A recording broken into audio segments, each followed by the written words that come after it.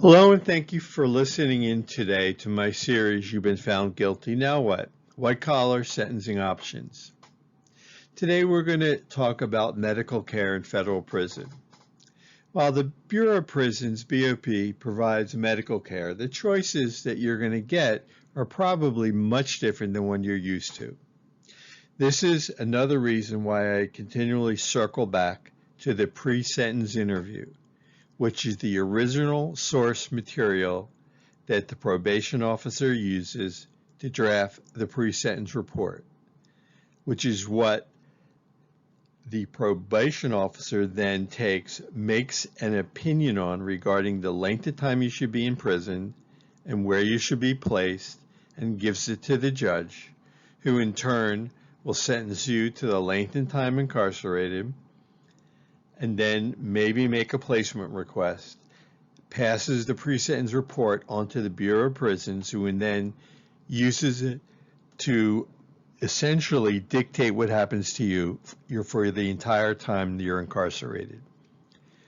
So needless to say, it's very important for it to be accurate. It's natural for you to be concerned regarding your health care in prison. Medical and mental health is provided through a structure that the Federal Bureau of Prisons has initiated. It's provided through their care level 1 through 4 structure, and this is set each for medical and or mental health care issues. There is an exception. If the mental health care issue is greater than the medical care level, mental health care level takes precedence. We'll get into that in a little bit. So let's go through the different levels. Care level 4 is federal medical centers. These provide 24/7, 365 nursing and medical care. Don't go out of your way to try and allow yourself to think that I want to be placed in a medical center, federal medical center, because it's not very smart. They house both violent and nonviolent offenders and all security levels. Care level 1, these are for individuals under the age of 70 that are considered very healthy and require limited medications and limited clinical visits. Care level 3. Otherwise, they would be considered for care level 4, but they are disqualified because they do not require 24/7, 365 medical care. But they do require assistance. So we're going to go through with this. They're going to require initially assistance potentially with activities of daily living. So what makes this up? This is assistance with eating, dressing, getting into or out of bed or chair, taking a bath or shower, or using a toilet.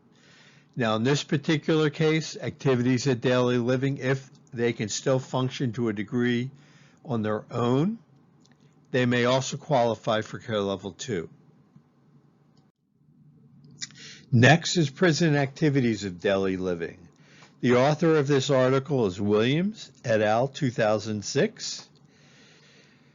But the results to the inmate who suffers from this, or as a result of prison activities of daily living, can result in harsh punishment or segregation, meaning that they can get into fights, assaults, or self-injurious behavior. This can lead to disciplinary reactions or restrictive housing units. That can lead to solitary confinement, which exacerbates the need or their mental illness. So what are the 5 different categories of prison activities of daily living? Mostly found in those who have dementia, Alzheimer's, or mental as you get older. Dropping to floor for alarms. They may not even hear the alarms. Standing heads count. They might not want to because of a mental illness. They may not hear it. Ambulating to and from the dining hall for meals. Again, they may be slow, they may not want to, they may irritate other inmates. Hearing orders from staff, they may become belligerent with the staff, getting in trouble, wind up in solitary. Climbing too up and down from the top bunk, this is probably not the smartest thing for correction staff to place an inmate that may have slowness, a mental health issue, dementia. They could wind up with a broken hip, which could be a death sentence in disguise. Lastly, they could be outpatient. They may be post-op after surgery outpatient. They may have, a mental health where they're in and out of psychiatric treatments. They may be a stroke patient, handicapped for some degree. There's a plethora of other conditions. Lastly, care level 2. As in general population out here in the free world, so too it applies to those incarcerated. It's the majority of inmates. They need quarterly visits to either control medical issues, and that can also include medication. What's the impact of an incomplete pre-sentence report? This is a pretty big deal, second opinions. Your pre-sentence report medically gives anyone who's looking at your record a baseline, just like your doctor on the outside, to evaluate you. So let's say you're lucky enough to get a second opinion. Well, guess what? Even if the treating or the second opinion consulting physician recommends you to have that procedure, the Federal Bureau of Prisons is not obligated to do that treatment. They can just file it away in your record. And you may have to wait until you're released to get the treatment, or it could take you years to get it, even if you're authorized. Medication availability.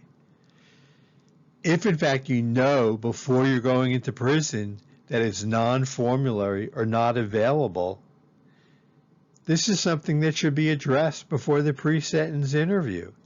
Once you get there, it's too late.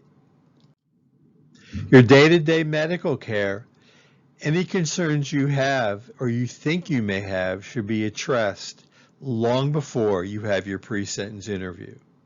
Afterwards, it's a much harder hill to climb.